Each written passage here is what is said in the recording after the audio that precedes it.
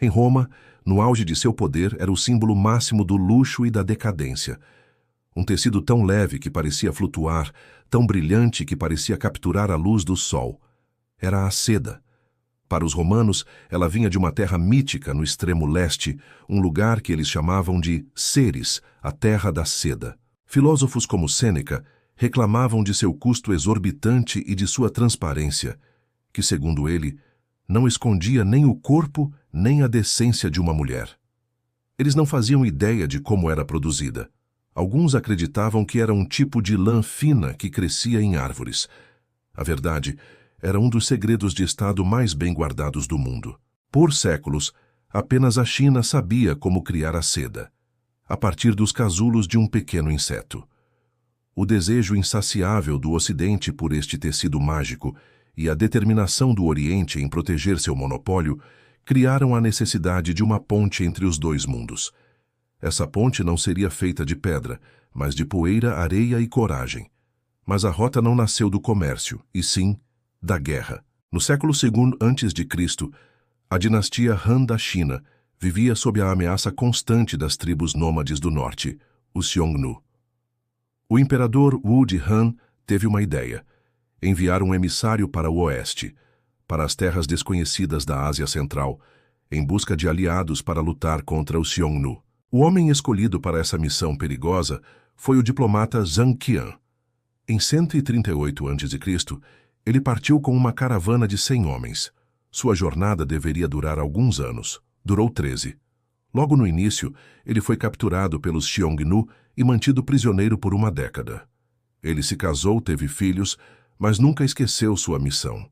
Um dia, ele conseguiu escapar e continuou sua jornada para o oeste. Ele atravessou desertos e montanhas, visitando os reinos da Ásia Central, como Fergana e a Báctria, onde encontrou culturas helenísticas deixadas para trás pelas conquistas de Alexandre, o Grande.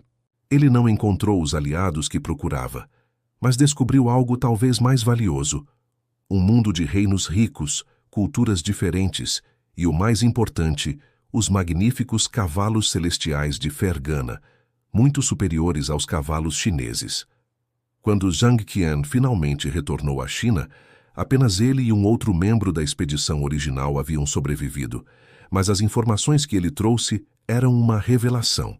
Ele abriu os olhos da China para o mundo que existia a oeste, e com isso abriu as rotas comerciais que por mais de 1000 anos formariam a espinha dorsal da Rota da Seda.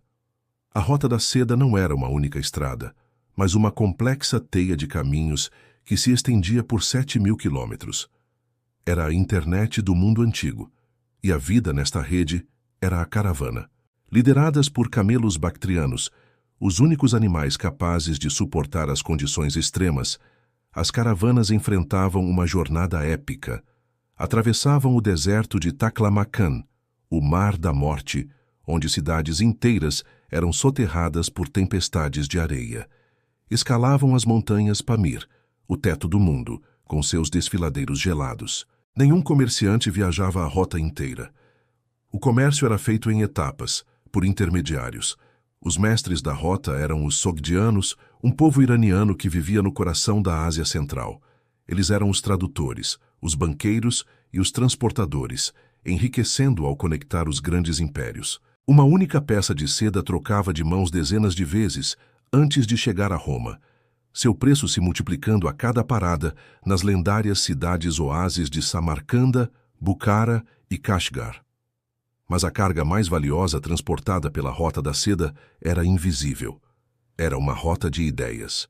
O budismo, nascido na Índia, viajou com os mercadores para o leste, chegando à China e se tornando uma de suas principais religiões. Ao longo do caminho, deixou um legado artístico impressionante, como as centenas de grutas budistas de Mogao, em Dunhuang, com suas paredes cobertas de murais espetaculares. O cristianismo nestoriano e o maniqueísmo também se espalharam para o leste por essas mesmas estradas.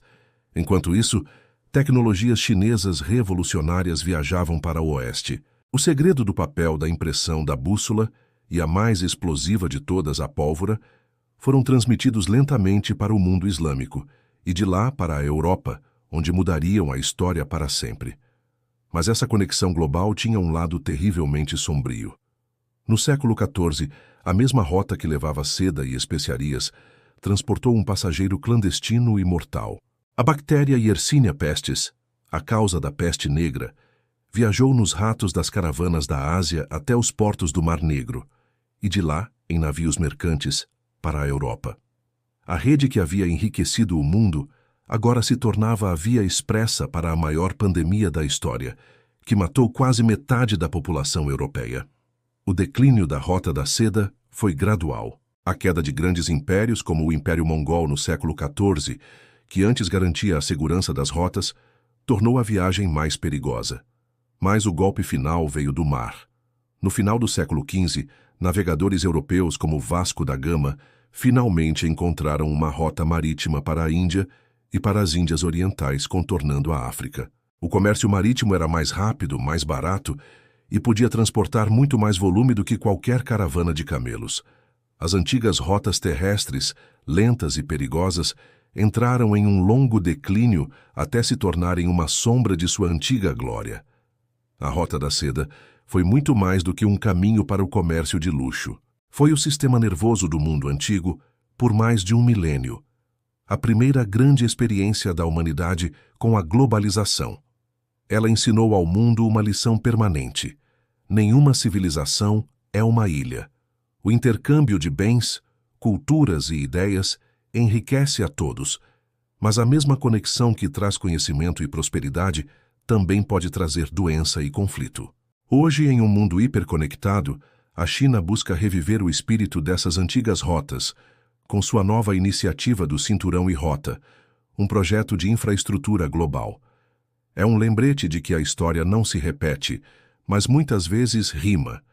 A busca humana por conexão, seja por camelos ou por cabos de fibra óptica, continua a ser a força mais transformadora da nossa civilização, para o bem e para o mal.